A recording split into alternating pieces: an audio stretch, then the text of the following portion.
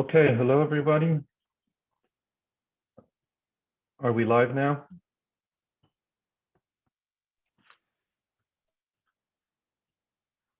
Wonderful. So my name is Ramteen Sioshansi, and I'm chairing this parallel session on shared autonomous electric mobility, the triple revolution.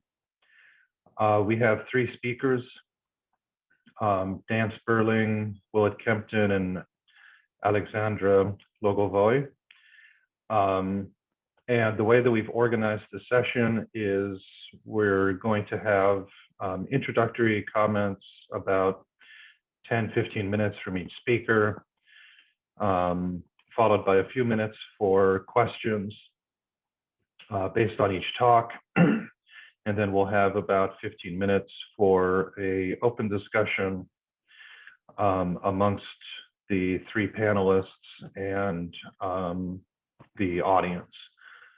So with that, I'll go ahead and hand it over to the first speaker, Dan Sterling from University of California, Davis.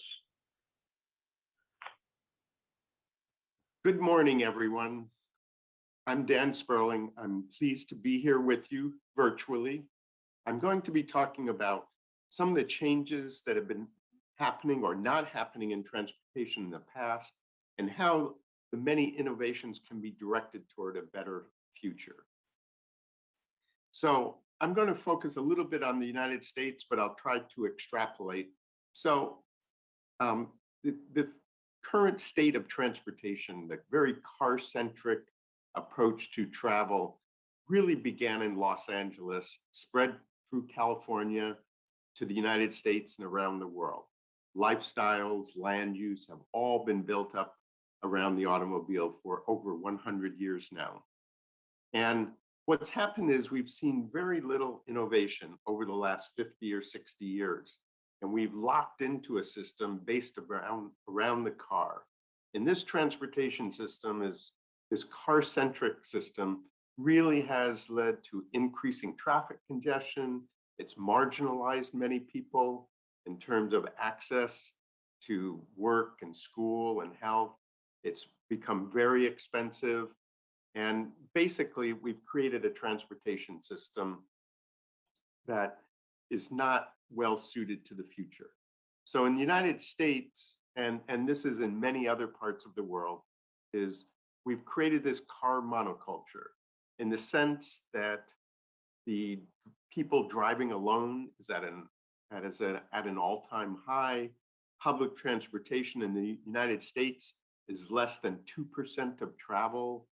Carpooling has been going down, even though we've been investing billions and billions of dollars. So the outcome is we become more and more dependent on cars. And as I said, this car-centric monoculture is really extraordinarily expensive and resource intensive. We spend extraordinary amounts of money on building roads. So these are numbers for the United States, $100 billion for roads. We spend close to $9,000 per year to own and operate a car. That adds up to over $1 trillion just in the United States. The amount of oil we consume, and climate change. Roughly a third of the greenhouse gases in the US are from transportation. And it's almost that much worldwide. It's a little less globally. And it's also, as I was indicating, is this monoculture has marginalized many parts of the population, people that don't have access to cars, either because of physical limitations or economic limitations. And so there's just many problems with what we've got. And if we look towards the future, what do we do about this?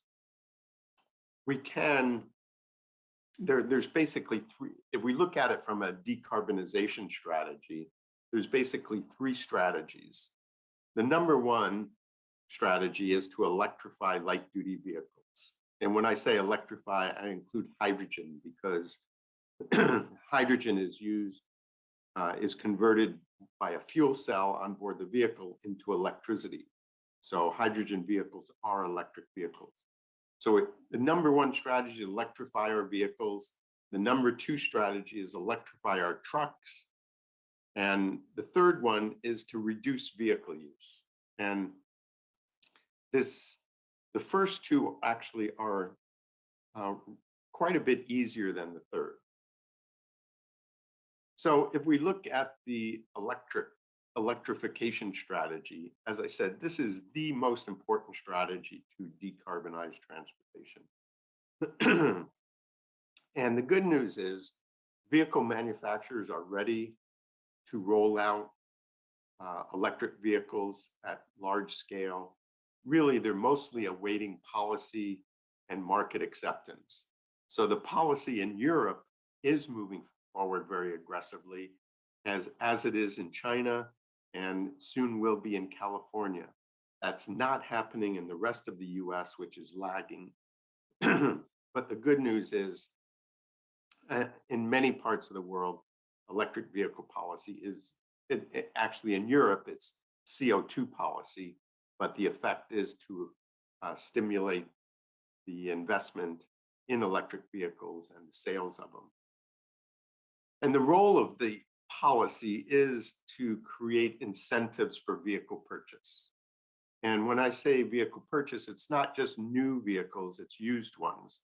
Because what we've come to understand is that, at least in the US, and it's probably even more so in Europe, is that about a third of the households buy almost all the new vehicles. Everyone else buys used vehicles, including middle class and lower income buyers and households. So what we need to do is make these vehicles accessible to them as well. We need more charging infrastructure, especially for multifamily housing. We need hydrogen stations. We need mandates on automakers, either through performance standards like the EU is doing, or through a specific zero emission vehicle mandates such as California and many other states in the United States are doing. And there's much more. So the story here is there's not just one thing that needs to be done. There has to be a whole suite of policies to really advance electrification, both for light duty and for heavy duty vehicles. And I would note that in California, we have actually very aggressive requirements for trucks to be electrified. For most truck categories, 75% of the sales of trucks must be electric or hydrogen by 2035. And that is a regulation, a law that's already in place. And the reason why this electrification strategy is so compelling, and in fact, why this is the time to be accelerating our policies, is because the costs of batteries have been coming down so fast, much faster than any of us expected. Any of us that are in the experts in academia, the industry, it's been a surprise. In fact, costs have been coming down so much, it really now is very similar to the solar power, the photovoltaic revolution. There's been, as it says here, an 85% reduction in the cost of batteries since 2010. And this electrification strategy is compelling because as these battery costs come down, the cost of owning and operating electric vehicles will soon be less than the total cost of owning and operating gasoline, petrol, or diesel vehicles. So this is a big analysis, very detailed analysis that was done in California by a team of researchers, including myself, that I helped lead.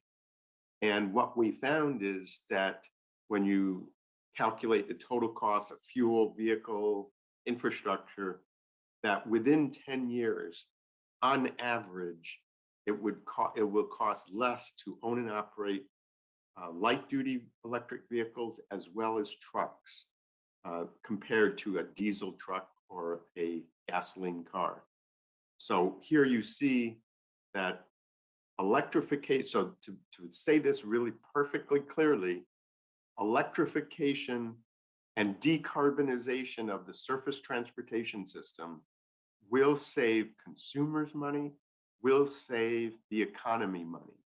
So there's, for the next 10 years or so, there will be an extra cost to the economy that we do need to figure out how to pay for charging, through incentives.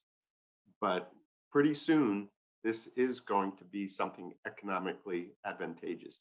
This is not a case. We hear politicians saying we need to spend trillions of euros or trillions of dollars to decarbonize our economy. But in surface transportation, that is not true. So as we look forward, we've had very little innovation in the transportation sector for the last over a half century. Basically, our cars, our trucks, our buses, our roads have functionally not changed. The basic attributes have not changed. Yes, cars are safer. They've gotten a little more efficient, but they function similarly. Now, starting about 10 years ago, we've had a true multiple waves of innovation coming into transportation. Of course, electrification, like I talked about, but we've had scooters and shared bikes, shared scooters.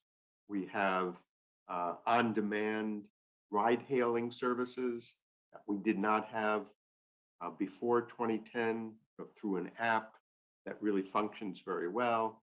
We even see, as you see on the slide, you have little robots already operating on streets to serve food and other small goods. We've got drones, we've got electric aviation, and we got automation. We're on the cusp of really automation coming into the transportation sector.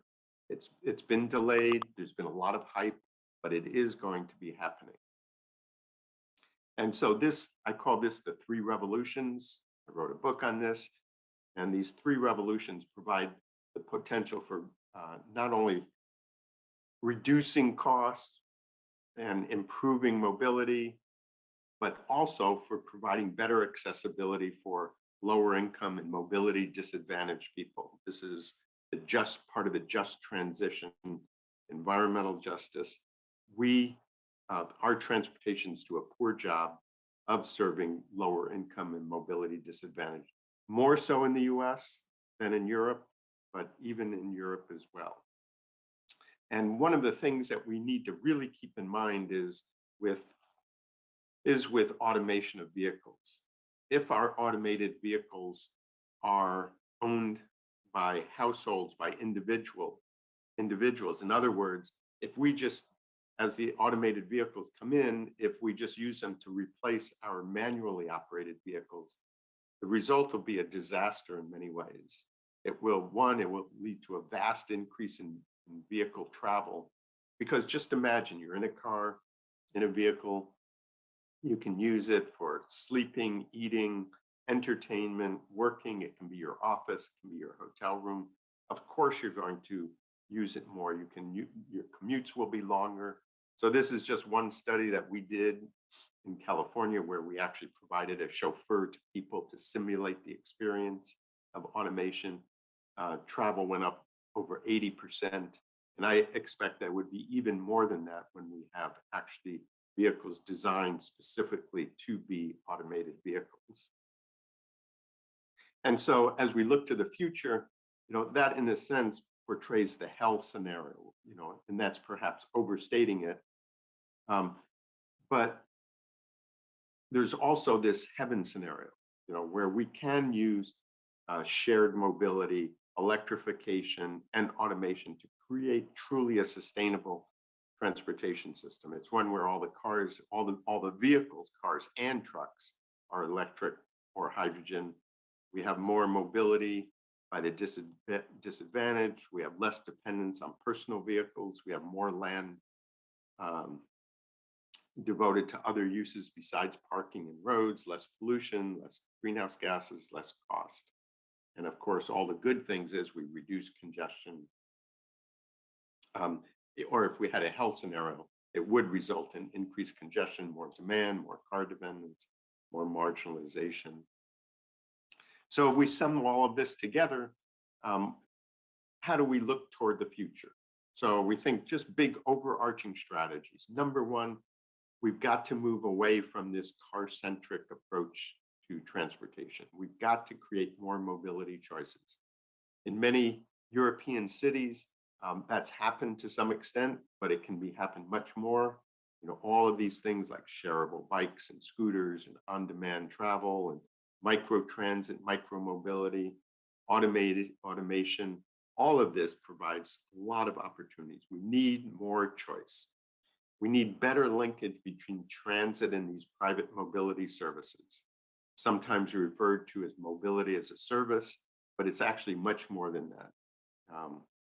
We need incentives for pooling, and that means when we do have ride-hailing services, focusing on multiple occupants, not single passengers. And so we need a whole set of incentives and disincentives to accelerate a shift towards multiple passengers, multiple occupants of vehicles. And we need, of course, a massive commitment to electric vehicles. So the messaging here is we want to increase mobility and accessibility, passenger kilometers traveled. We want to reduce vehicle use, and we want to accelerate electrification. So thank you very much. And just to quote Albert Einstein, we really need some new thinking in transportation. And not only new thinking, we need new institutions, new research, new ways of offering and managing our transportation system. Thank you very much. Great. So thank you to Dan. We have a few minutes if anyone has any questions for Dan Sperling.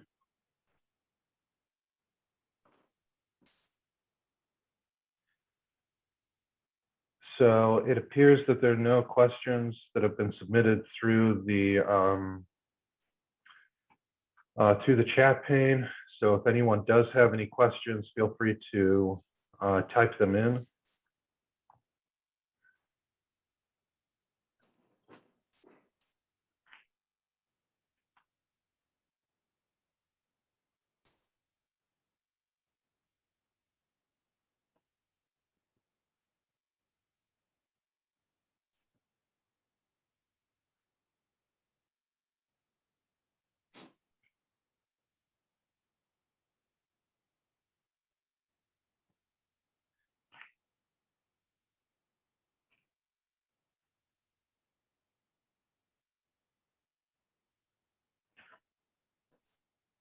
Okay, so we'll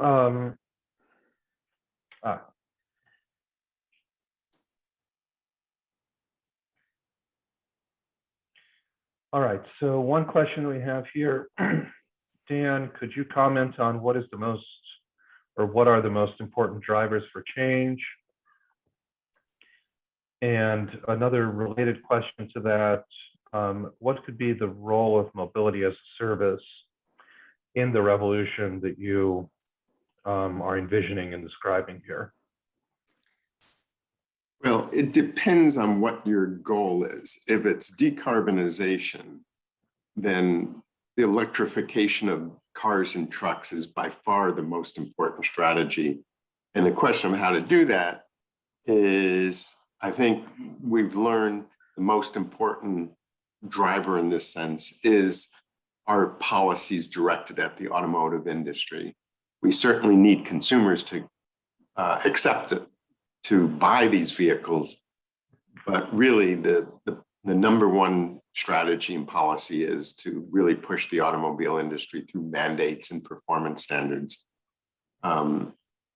The question about mobility as a service, so that gets at how do we really improve transportation in terms of making it more accessible, as well as reducing the carbon footprint, reducing the overall cost. And so bringing together all the, I talked about we need more choice. So what mobility as a service does is, a simple way of thinking about it is it's one platform, one app, one portal where all the money and all the reservations go through that portal. And Europe is ahead of that a little bit. Some of the cities, Helsinki and some others in Europe. The US is lagging. I think the way it's going to play out in the US is it's going to be more from the private systems. Our local governments, our transit operators don't have the same capacity as some of the Europeans, but it is key to creating choice, the intermodality. And, we have some of that in central cities, but we need it way beyond that. And I see a question here, what can a smart government do to boost the heaven scenario? Well, there's basically two things. One is, as I said, electrification and everything that goes with it. It's not straightforward. There's at the national or European Commission level, it's regulations on the industry, but it's also investment in charging infrastructure for trucks, also hydrogen infrastructure. But then it's, for what I call the sharing economy, that's really, it's really important to focus on that, because when the automated vehicles start coming in, we want to make sure that these are not personally owned vehicles. And so creating the incentives for using these other modes, the walking, the biking, the ride hailing. I know there's a lot of opposition to the ride hailing services, but really they are the foot in the door. They are the strategy to get us out of where we are here, to provide better service to people. So one thing I would say to government leaders and policy leaders is that they really need to be thinking in a positive way about how do we change things, as opposed to worrying about all the negative aspects of some of these new concepts and new services. And what are the main barriers for the change? There was a comic strip many years ago. Pogo said, "I have seen the enemy and he is us." And I think, that means us as consumers, us as voters, as taxpayers. We are the main barrier, I think, at the end of the day. But we also the main opportunity. So I'm actually quite optimistic. But there is a hugely important role for policy going forward to create the incentives for people to purchase these different kinds of services, different types of technologies, and also to push the industry to do the same thing.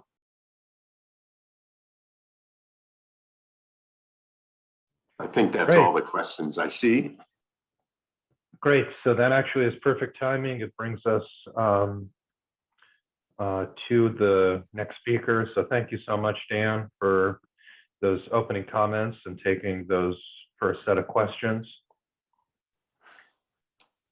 So the next speaker that we have, just going off the order in the program here, is Willett Kempton from University of Delaware. And I will hand this over to Willett. Thank you, Ramteen. So I will go a little bit quickly through this, but the video will be available for those who want to look at the slides more carefully. So I'm going to talk about electric vehicles, the one part of the three revolutions that Dan referred to, and also how electric vehicles can be used to deploy vehicle-to-grid power to facilitate the transition to renewable energy. So I appreciate being invited and look forward to questions afterwards. Our group at the University of Delaware does electric vehicle engineering. We work on standards and also work on policies in the US and EU, in the US at mostly federal and state levels, and also work on tariffs and requirements of the RTOs, in other words, CSOs, as well as EDCs. So we're working with industry and government as well as developing technology.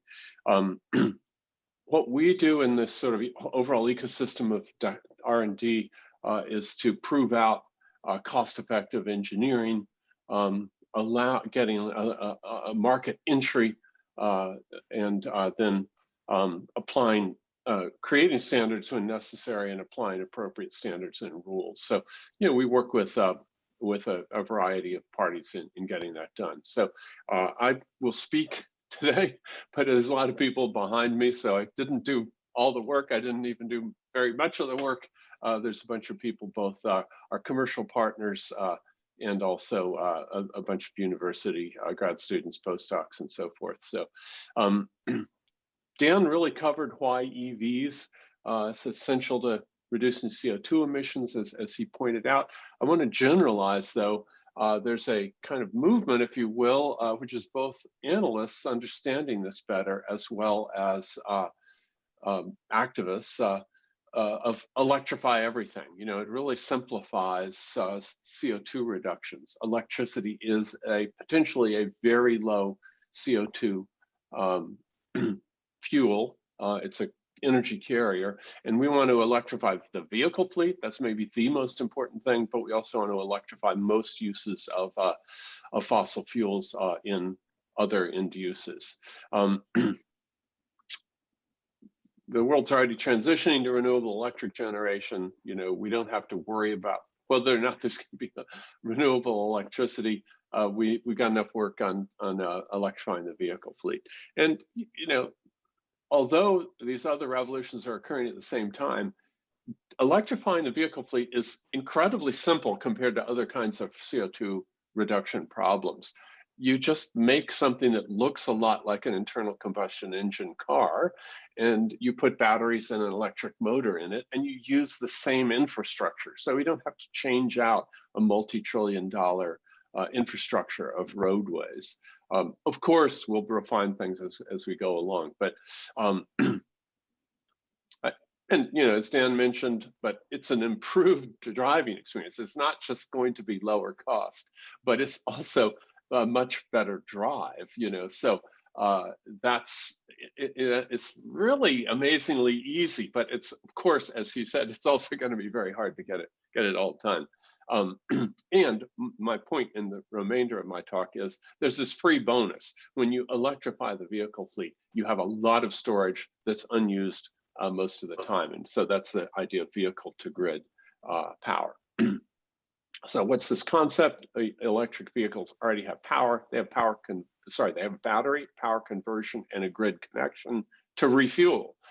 So almost all of the mechanical and electrical infrastructure is already built to use these. As Dan mentioned, light vehicles are parked 95% of the time on average. Many heavy vehicles are parked 16 hours a day.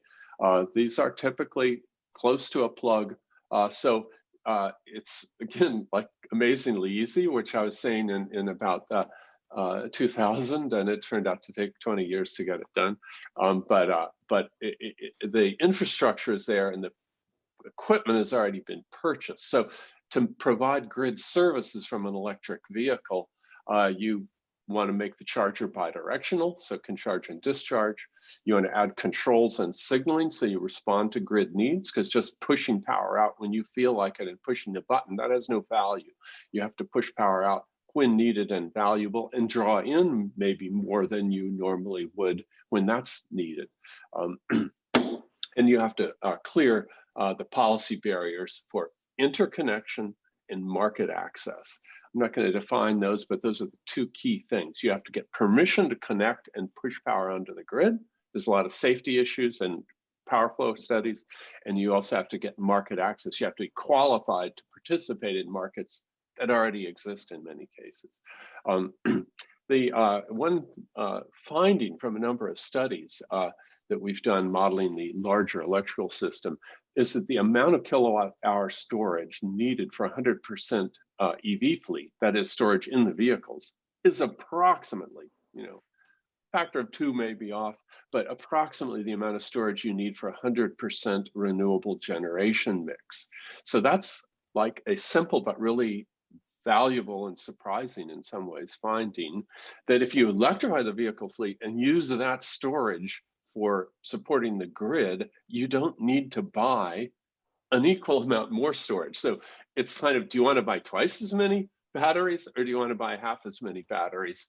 And if you want to not do all that extra mining and do all that extra manufacturing, then you want to use the vehicle fleet for grid storage as well. So I'm not going to get into this in detail, but there are many types of markets where you can achieve value. Many of these are already markets at the distribution level. You don't have markets, you have to create markets there, but behind the meter, you sort of automatically get bill savings for the building where the vehicle is parked behind the meter. And at the RTO level, the bottom in this slide, you already have markets there. You just have to qualify for them, which is complicated. And most people give up, but we've been doing this for 15 years and it definitely works. And the value is quite high per vehicle. So behind the meter, distribution systems and regional transmission operators, they'd be called in the US, TSOs in Europe. And this is happening. It's still at the sort of, tens or hundreds of vehicles level, but it is happening commercially. And you can see some examples of the revenue. In PJM, we earn 1,200 per EV per year. In Energenet DK in Denmark, on the primary reserves market, we're earning 1,600 euro per EV per year. Those are fleet vehicles for a utility in the middle top drawing there. And we're also doing three-phase charging, developing standards for that that'll work in North America as well as in Europe. Of course, we've already got the Type 2 connector for AC three-phase in Europe. And DC, a lot of this is being done with DC chargers. DC chargers are regulatorily simpler but more expensive. So you can see a London operation, the bottom there. So what we're doing as an R&D effort, kind of one step ahead of the commercial efforts, is trying to achieve higher revenue. Bidirectional is a way to get higher revenue, and it's not just half, it's 13 times, according to ThinkPad and others at Danish Technical University, for example, 13 times the revenue. Because the problem with just like controlled charging is that you fill the battery long before the time when you would like to, long before when you want to have that grid service possibility. So higher revenue from bidirectional. Of course, these are mostly power-based markets, so the more power you get through the car, in and out, the more revenue. And then we want to do an onboard AC charger because that's lower capital cost. Again, regulatorily more complex, and so we're slowly working on that. So we are also working on safety standards for AC V2G to achieve, as I say, interconnection and market access. So technologies coming are sort of based on those requirements, using DC charging stations now, as I said, mostly. In the US, we've got FERC Order 2222 now, long haul on that one. They quoted us a bunch of times in the order, which was nice, but that says aggregation has to be allowed. It has to be, it has to allow you to do market access through aggregations of many small resources, whether it's storage batteries in the basement or batteries in the driveway.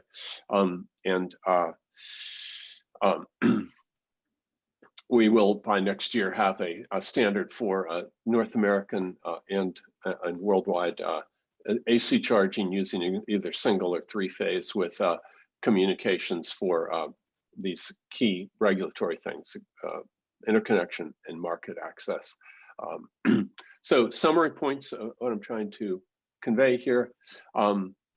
Electrification of the vehicle fleet as part of the kind of idea of electrify everything is essential to achieve climate goals and improve air quality. I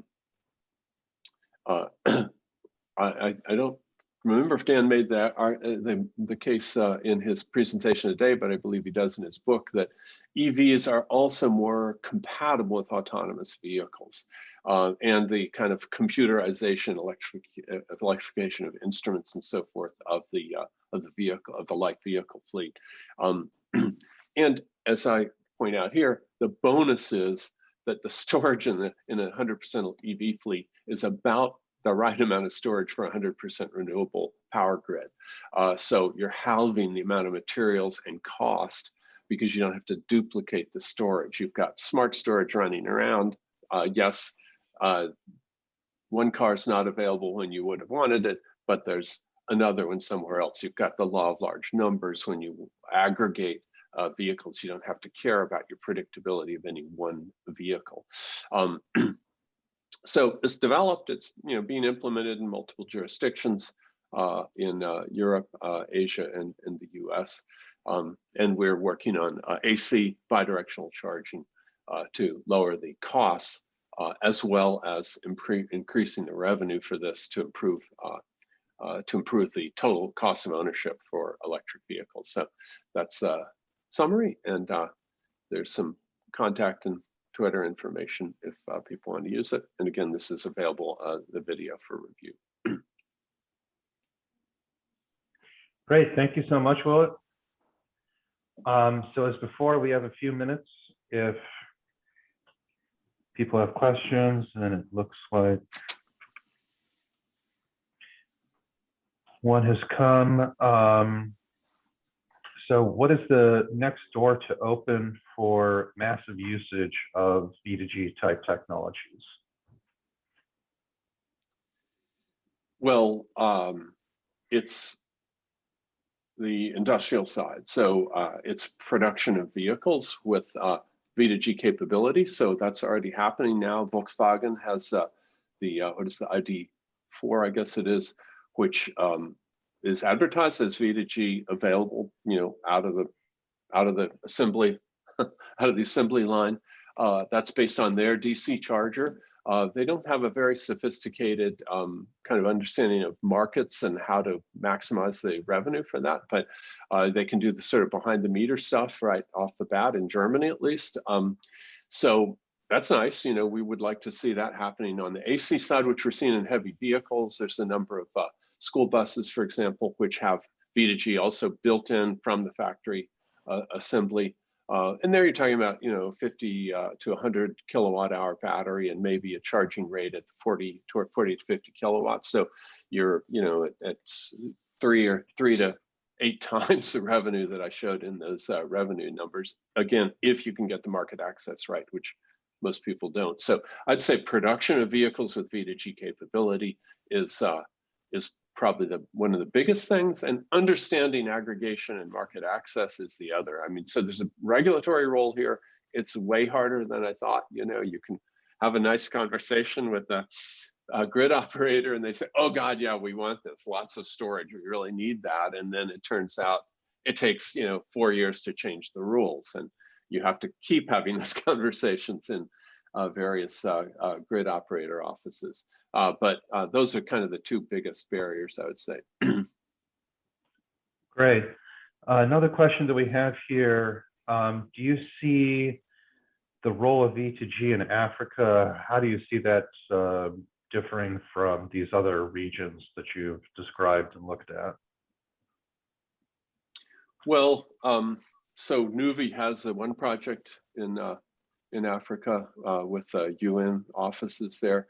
But I don't think Africa is really different. I mean, if you've got a market, for the TSO, if there's a TSO in the market, you're sort of right there as your revenue possibility.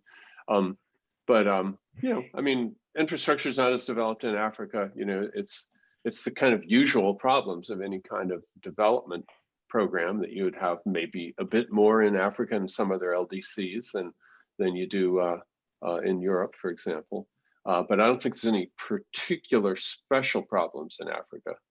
In India and Africa, for example, you may want to use the possibility of backup power from vehicles that have V2G capability. So there's some advantages to countries with lower reliability electric system. So I don't have any more on that answer. All right. Two other questions that I think are somewhat related to each other. So one one audience member asks, how does bidirectional battery usage affect battery depreciation? And related to that, are the negative effects big enough to affect negatively the incentives of EV owners? And then what I think is a related question is, are vehicle manufacturers and OEMs willing to allow vehicle batteries to support the grid? Yeah, I agree, they're related questions. So, for example, the vehicles that you saw in the European slides that are being used for V2G, those are Nissan vehicles, ENV 200s and Leafs. And in Europe, Nissan Europe has agreed that that kind of usage, and they've analyzed it very carefully, and they kind of have some constraints on how the electrical capacity is tapped. But there's no effect on the battery warranty at all because of very careful study by the OEM. Taking another OEM, Honda, they have a published article in SA World Congress a couple of years ago, where they also did very detailed study of battery impacts of vehicle to grid, and they found really minimal. Like over a simulated 8-year, well, they took real data from our lab over a year, and then they used their model to run it out through their 8-year warranty period on the drivetrain, including the battery. And they found normal driving and aging got 8% reduction in capacity of the battery, and doing V2G had another 2%. So yeah, it was a measurable effect, but it was much smaller than the normal use and aging of the battery. There's some tricks to that, to minimize the wear. And so aggregators, if they have studied this, will be smart about it and minimize, or you probably can zero out the wear. There have been some analysis that says you actually can increase the life. It has to do with avoiding the full state of charge and avoiding the minimum state of charge when you're running grid services. So it's something you have to understand. It's something you should design for in the engineering. It's something the OEM should study before they decide whether or not to give a full warranty. But so far, we're not seeing OEMs that have studied this, and there's few of them. They don't actually even want to reduce the warranty. Great. Next question is, so you mentioned revenue earned for providing V2G services, and you provide this example of regulation service in PJM's market. However, there have been studies, and I think some of the recent experience with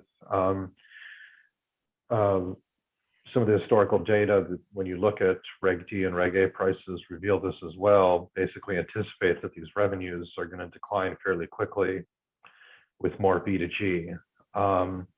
So do you anticipate much revenue for ancillary services in a high EV penetration world, or are these prices just going to essentially plummet when you get enough vehicles providing these services? Well, there's two market forces going on here. One is the one that the questioner has identified, that this is a really cheap way to provide regulation services, and in Europe that would usually be called primary reserves.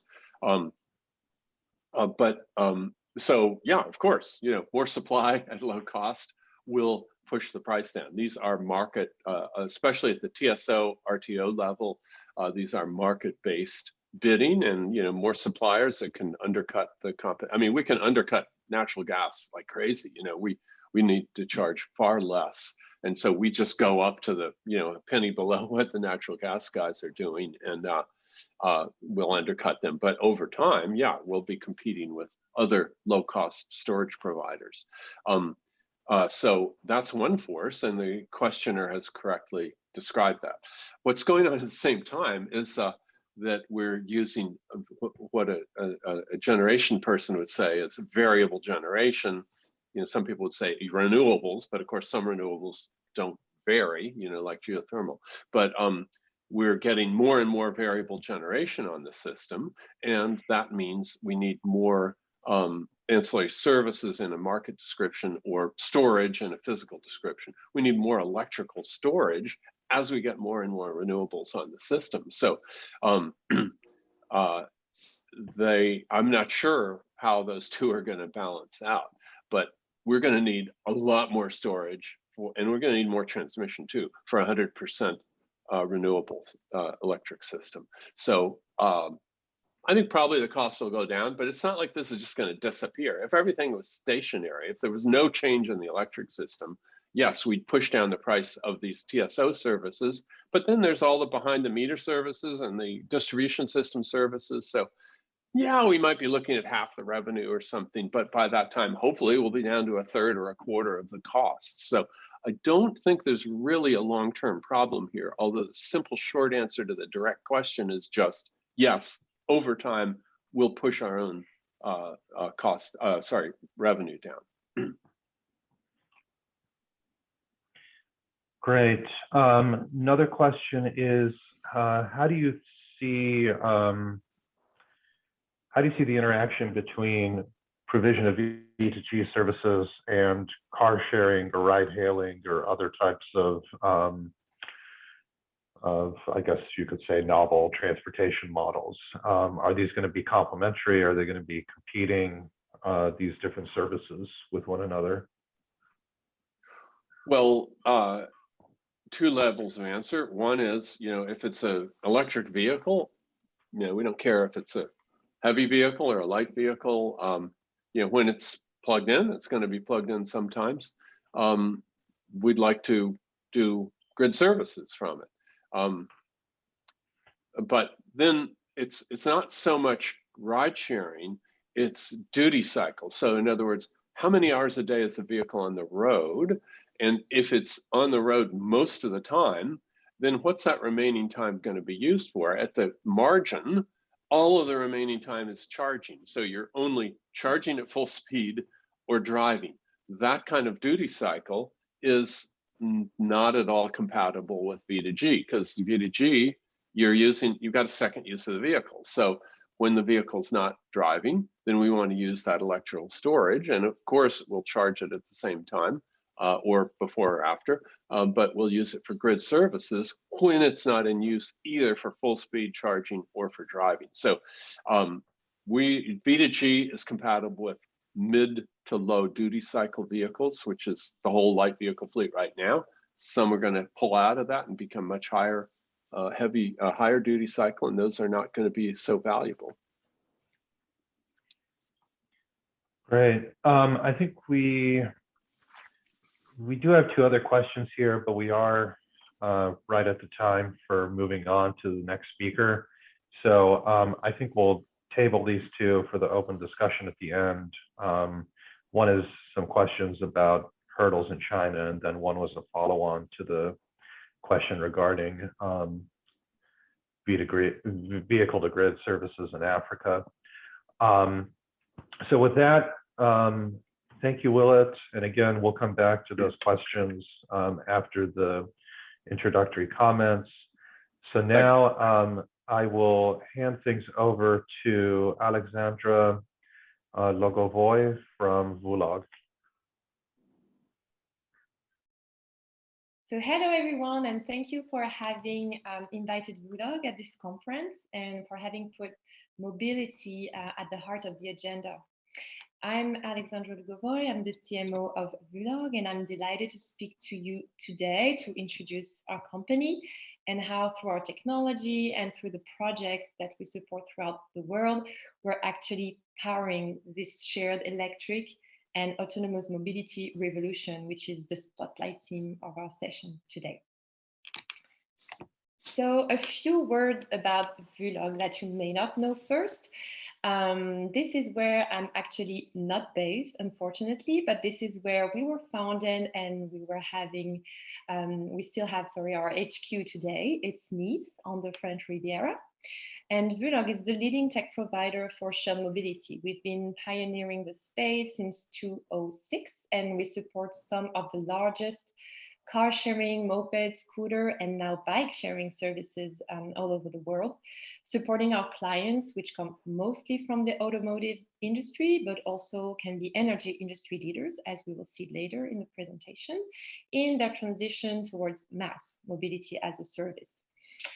So we provide the software and the tools to launch, manage, and scale any type of shared mobility service within a matter of months, which includes, connecting fleets, providing top end user experience for the end users that use the service, a white label app that enables to access and unlock vehicles. It includes also gathering, leveraging all the data and putting into advanced back office tools to really optimize the operations. And we're now actually more than 100 employees based on, there's Nice, there's also Paris, Toronto, London, and Hamburg.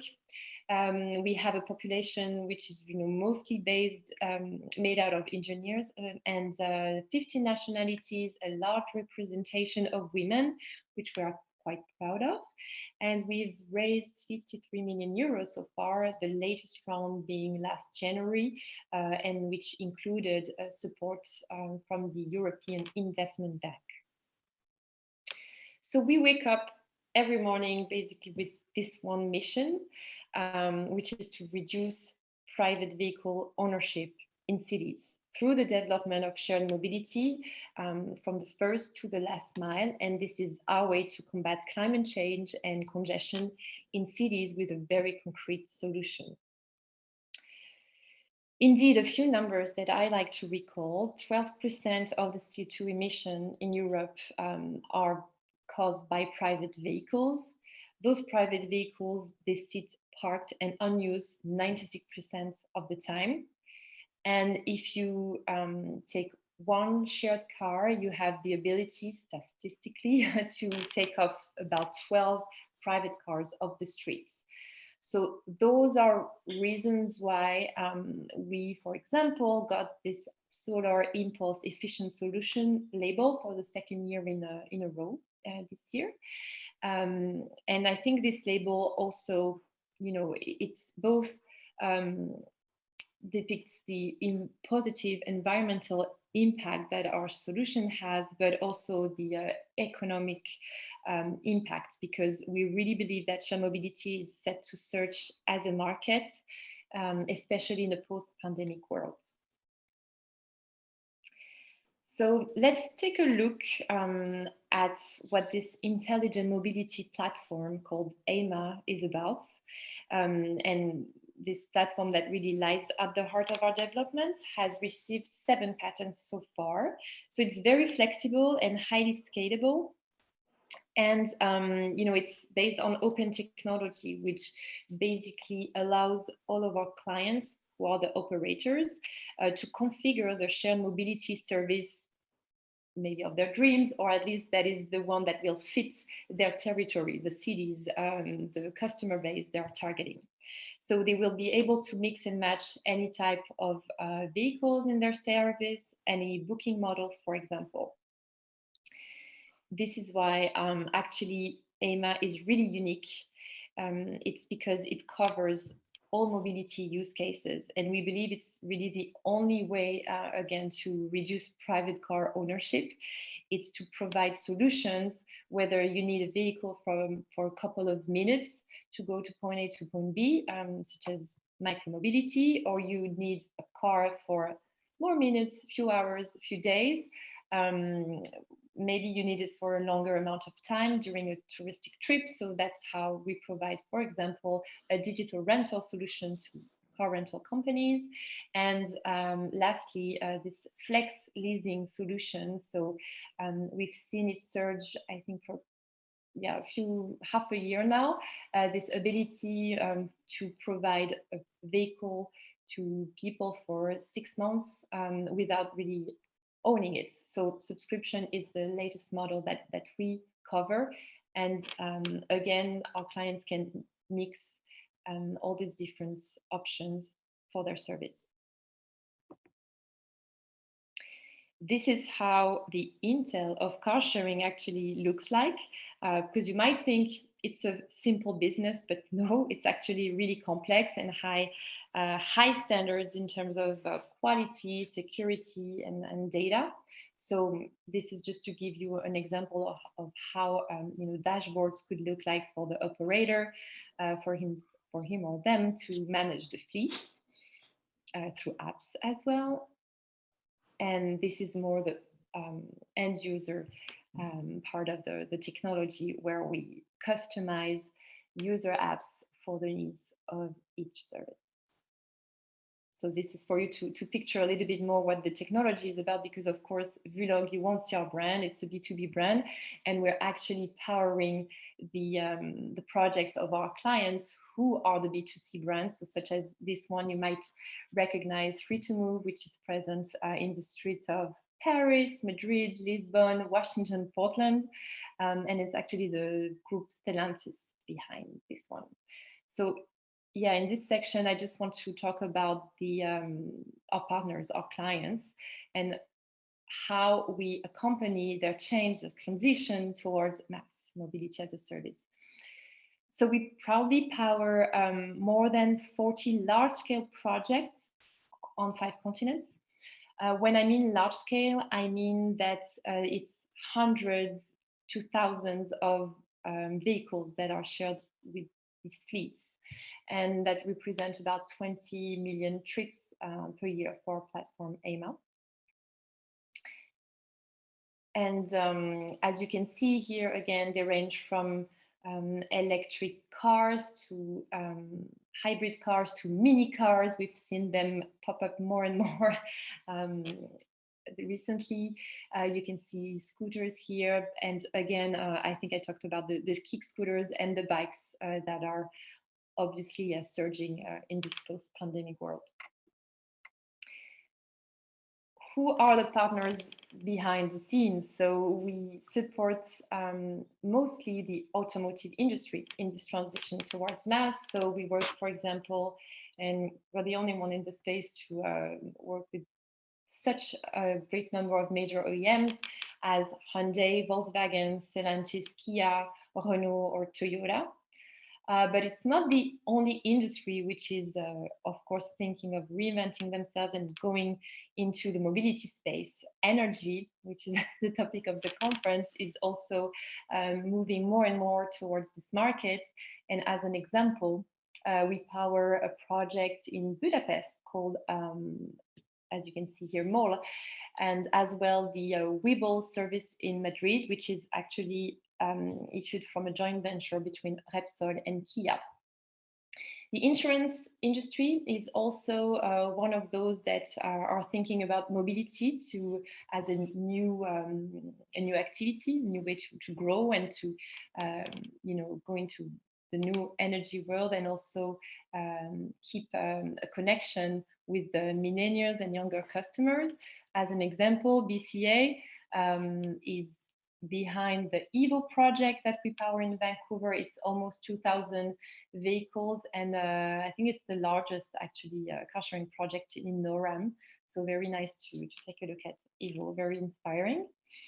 And of course, other types of players or clients, such as the government or public space, which can come to us asking for a solution to integrate car sharing within the existing public transportation network. That's the example of V, for example, in Norway, where car sharing is integrated with rail and bus, and cities in France, such as Belfort and Nice, of course. And more, of course, profiles such as entrepreneurs or car rental companies and other types of specific projects that we might support. Yeah, I just wanted to pause and talk to you about 3 major projects that lie specifically to our heart and are really setting the scene in the car sharing space. So I talked about EVO in Vancouver a little bit ago.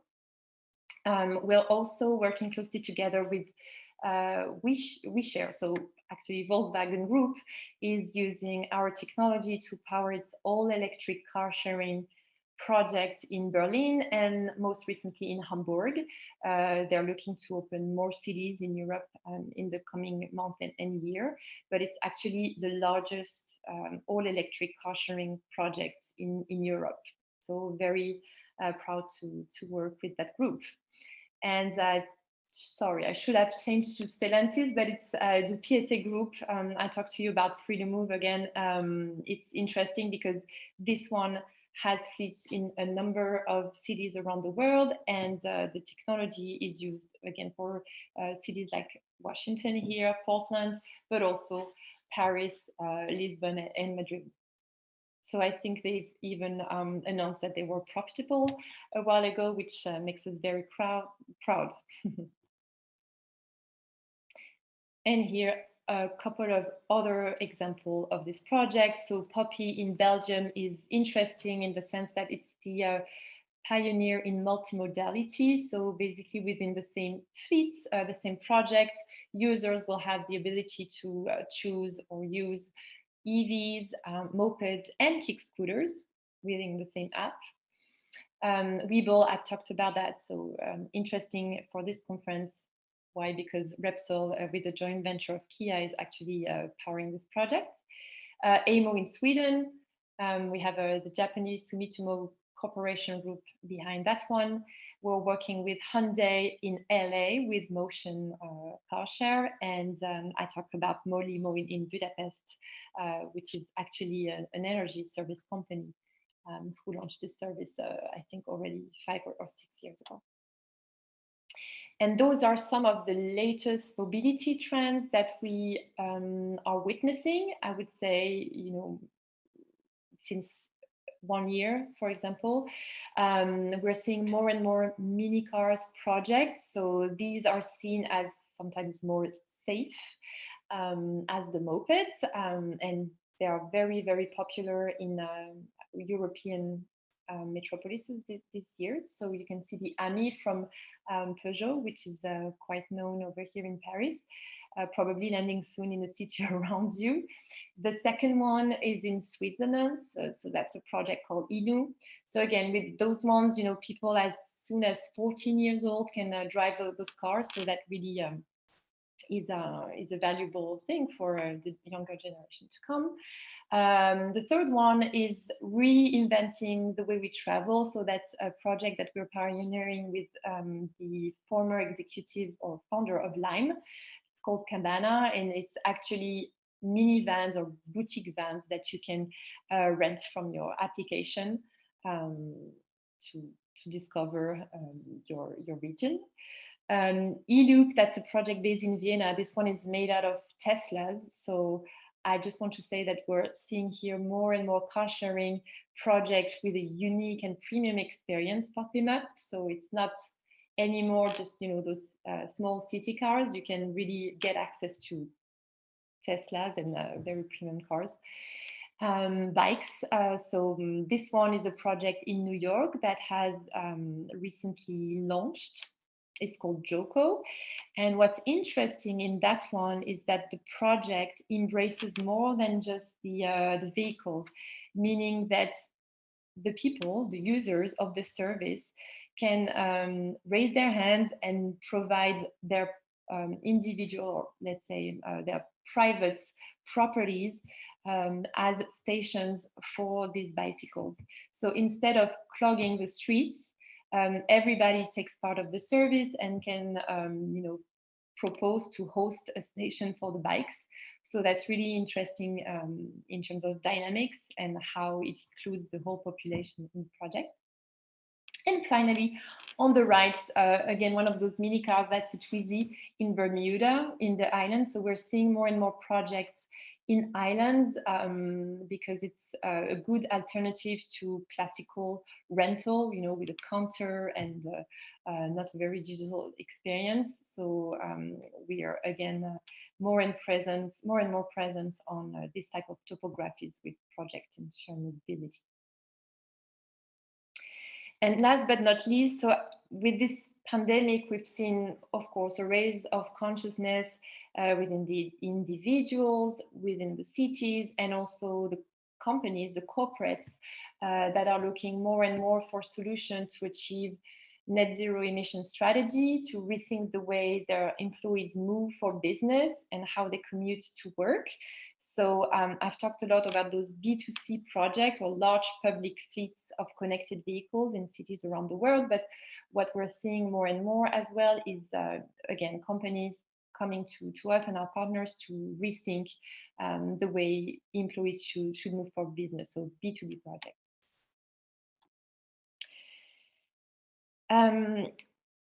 We also have launched 1 year ago the Vulog Labs in Nice to prepare the future of mobility. So since the session is also about autonomous mobility, I wanted to bring up what our Vulog Labs is doing. So it's basically a team of data scientists and engineers based in Nice who are preparing for the future of mobility, working on topics such as multimodality and mass. So how do we, again, integrate to existing public transportation network, for example. They're working on smart charging. Maybe some of you are familiar with vehicle to grid concepts. They're working on demand prediction and, of course, on autonomous mobility. And this is a picture of a pilot that we run in the street of Nice with our partner ACA Technologies. And it was actually a robo-taxi powered by our technology. So people could use it to order the robo-taxi to come and fetch them wherever they were on the streets of Nice and take them to their destination.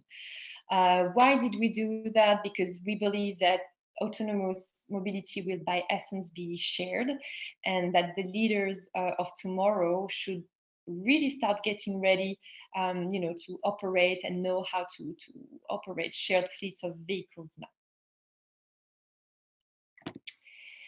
And last but not least, we are powering the shared electric autonomous revolution through our technology. That's one thing, but we also have at heart to do it through thought leadership. This is how we want to help unlock this market, inside players, to really launch all over the world. And to do that, we've written a number of reports that you can find on the resource center of our website for those who want, such as the 7 key ingredients for success in car sharing. So really based on our experience with this global footprint of projects that we've witnessing and supporting throughout the world. We've also got, for example, some 5 great cities to launch car sharing. So really interesting free resources to go to if you have a project in mind. And also, how do we help unlock the market and spread that good word on shared mobility? We do it through premium partnerships, I would say. So we're working closely with universities, for example, to interact in programs for students who work on sustainable innovation, on the automotive industry, transformations, things like that. But we also partner closely now with the UNESCO to write a best practice guide for cities around the world and mayors around the world to tap into should they want to implement more sustainable and inclusive mobility within their cities. So I think we're of course very proud of this, and this is also what makes me personally wake up in the morning with a lot of energy. So I hope this will inspire some of you, that you'll have enjoyed this presentation. And of course, I'm here if you have any questions. So yeah, I just hope you join the movement now. Bye. Great, thank you, Alexandra. Thank you. So we had, so far we've had 3 questions that the audience has provided during your talk. So the first one is, could you speak a little bit about the role of insurance stakeholders in your technology platform and ecosystem? Well, insurance stakeholders, they can actually be the client. So the example of Evo is a really concrete one, where you have an insurance company who faces a problem. You know, people no longer buy cars, the youngest generation less and less and less, so they're losing track of these younger generations, and they want to have more of these in their CRM. So one of the activity that they're thinking to expand to or to transform to is mobility as a service. So this is how actually they can be one of the major founders venture, bringing some money to boost and launch this project, such as in Vancouver, but it could be anywhere else in the world. And then you have obviously the insurance partner for the service, but that's more up to the operators locally to choose whoever they want to work with. Great.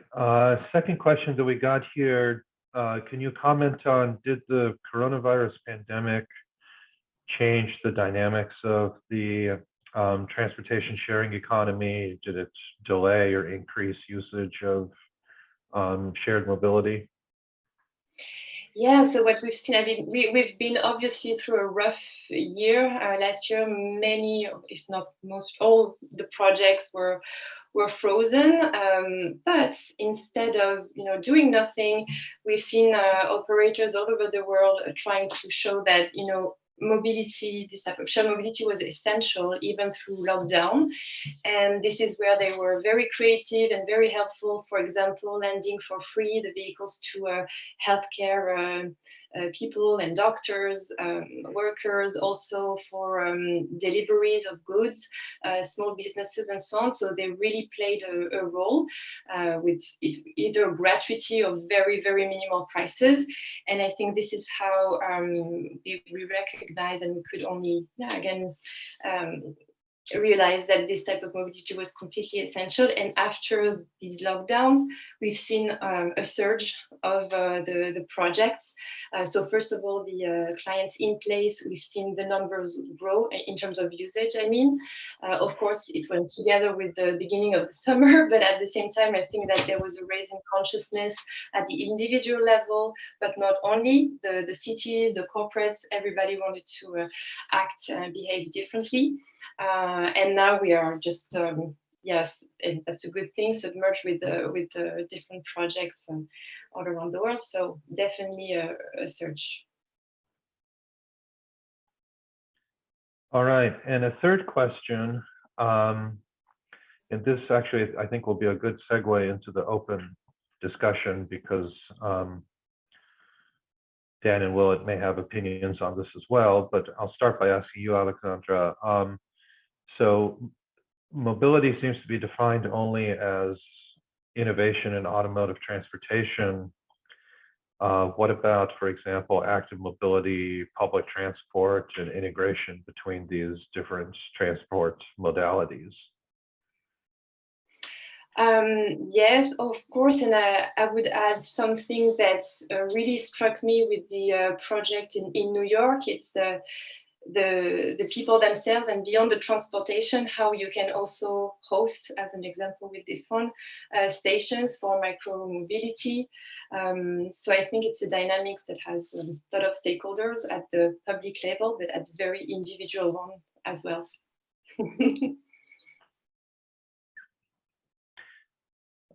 Dan, Willett, did you have any thoughts on that? You can see I just changed my background for my active transportation. So I'm a regular use. That's my primary vehicle. Is a zero emission vehicle. It's my bicycle. But so active mobility is clearly part of it, and I think we need to make it easier and more comfortable. I'm going to be in Paris next week, and I'm just delighted by what Paris has been doing over the last number of years, making it easier for for biking, walking. But the bigger question, I think, more important in many ways, is what the question asks about linking with public transport, and that's essential here, because we need a whole set of modes And we need the transit operators to be cooperating and collaborating more with these other services. Transit, we'll call it legacy or conventional transit, is really good at moving large numbers of people from one place to another. So they work very well in center cities, and they work well in bringing people from one cluster to another, from a college campus to and so on. And so figuring that out in the United States, we've not figured it out. We need new ways of financing transportation that does encourage the integration, these public-private partnerships. And I think that's absolutely fundamental to the future. And of course, as we get to these automated vehicles, that's going to be integrated in the system as well. So the policy world is lagging way behind, and we do need to give attention to that. And I'm going to elaborate more a little later, but let me leave it at that point. Well, my perspective on multimodal is very simple. If we want cars, when they're not in use, to be plugged in, and so if you drive to a transit station, we'd like a V2G capable charger at the transit station. If you drive to work and you're at work 6 or 8 or 12 hours, we'd like you to have a V2G capable charging station at work. And if you're Dan Sperling and you take your bike to work, we'd like him to have a V2G capable charging station at home, so when he's leaving his car in the garage, it's going to be a grid resource, and it's going to help us get close to 100% renewables.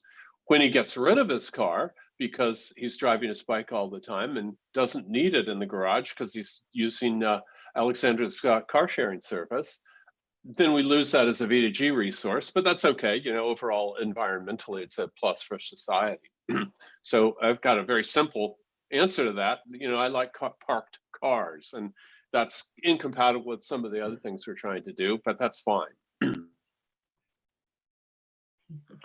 So just as a reminder to the audience, at this point, if anyone has questions for a more open discussion, please feel free to provide them. And while we wait for those, I'm going to return to one of the earlier questions that was directed towards you, Willett. So one was really a follow-on comment to that question about the role of vehicle-to-grid services in Africa. And the follow-on comment was essentially, and it maybe is not unique to Africa, but they don't have well-developed wholesale ISO, RTO, TSO markets there. So maybe do you have any experience with successes or failures in getting V2G services when you have vertically integrated utilities that maybe don't have the same level of cost or price transparency, let's say, that TSO, ISO market does? Yeah, so it's a sophisticated question. So in these markets, the question says those markets don't reflect the spatial and temporal value of electricity. That's a very sophisticated question. This is somebody who understands electricity markets very well. So thanks for the question. It's not just Africa. For example, in North America, the Deep South is like Africa in that respect. It's all vertically integrated utilities. There's no transmission system operators. How can that be? But it works, and it's actually probably cheaper for consumers for various reasons about how deregulation was done. And when we go into these areas, and I'm going to say the Deep South rather than Africa, I've worked more in that area of the world. It's like, wow, these people don't realize the value and cost of what they're doing, because there's no market. So yes, it's harder because you're trying to say, here's this great product. And they say, why do we need that product? We just push a lever and crank up the generator or pull it down when we need it.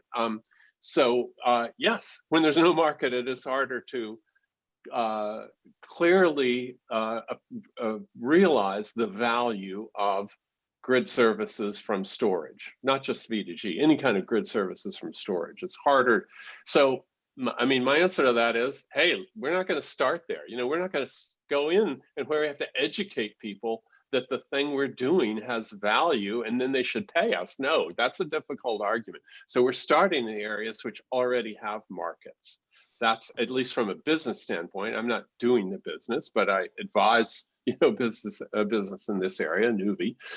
Start in the areas where there are already markets, and then you can go and do bilateral contracts in the deep south in the US, in Africa, and other places where they don't have markets. You say, well, look, here it's valuable. Look at Denmark, look at PJM, look at UK, look at France, and you're going to see what the value is. Let's do a contract. So it's just a little bit harder to do the sales pitch, but it doesn't mean they don't need the same service. They need storage, in Africa, the Deep South, and other places that don't have TSOs in those markets. Could I ask Will a question? Yeah, absolutely. I mean, another way of thinking about it is finding market niches to build on. It seems like the personal vehicle market is going to be really hard. There's all kinds of changes needed, but I look at school buses, and school buses, they don't operate much during the summer when energy, demands are the highest. They often don't, even during the school years, they're not used really that much. Why not? And they have pretty big batteries. Why not tap into the? I know it's already happening, but why not? I mean, it seems like that, and maybe finding some other niches to make it happen, because otherwise, isn't that a good way of thinking about it? Sure. Yeah, agreed. And as you saw, one of our figures had a school bus on it. So there are a bunch of school buses. Bluebird and Uline, for example, make school buses with V2G capability, when they roll out of the factory. So that's definitely happening. It's not, Bluebird makes whatever, 60% of the school buses in the US, something like that. So yes, the market is showing that what you just said is correct. I would argue it's not so much school buses and their duty cycles, although the duty cycles are a little bit better. You get a few more hours, but it's more the grid connection. And this gets back to interconnection and market access, the two keys here. So any kind of fleet, you've got 10, 20, 100 vehicles in one place. So when you're setting up the grid connection, you're doing something on large scale. You're doing 20 or 100 connections. You're bringing from medium voltage down, not from low voltage. So that makes all of that effort much simpler when you're working with a fleet. And I would say fleet is maybe a little bit more important for that reason, for interconnection, than whether it's a school bus or Amazon trucks or utility service vehicles, like in the photo I showed. It's easier interconnection. Now, I don't think there's big barriers to private use, and private use vehicles, although we hate them in terms of all the things you guys are working on. Private use vehicles are great in terms of duty cycle because they're, as you both said in your presentation, it's parked 95% of the time. I'm used to having to be the only one who uses that number. But that's great, and it's not that hard to connect at the private level, but it's hard to get all the players in industry all aligned, and then you have this sort of grid connection issue and permission to backfeed there. So it's kind of a paperwork problem on the private vehicles, not all the other problems that people usually think are the problems with private vehicles. But kind of short answer, yes, fleet vehicles are great. Combined grid connections, great. Duty cycles a little bit better in the school bus. That's not the motivator probably in for the most part. But yes is the short answer. Let me put in one small plug for another idea, and that is that competes with it doesn't compete, but complementary is hydrogen.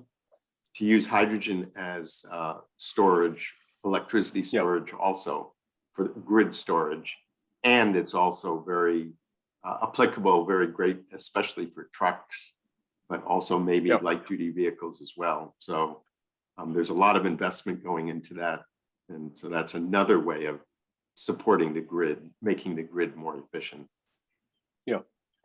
Yeah, so you may remember we did some stuff with your guys in your shop on hydrogen as a vehicle to grid resource in back in 2003 or something like that. But yeah, so I think you and I probably disagree a bit on how much is hydrogen versus electric in some kind of storage batteries. I don't think there's really going to be much role for hydrogen in the light vehicle fleet just because of costs and infrastructure.